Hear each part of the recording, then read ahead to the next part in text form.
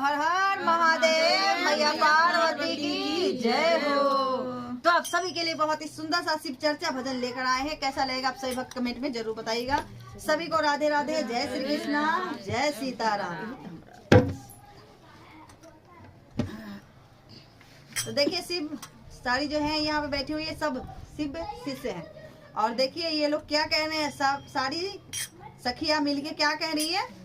आइए भजन के माध्यम से आप सभी को सुनाते हैं। कैसा लगेगा कमेंट में जरूर बताइएगा। तो सभी शिष्य बहना मिलके कह रही है, आ गईले आ गईले आ गईले।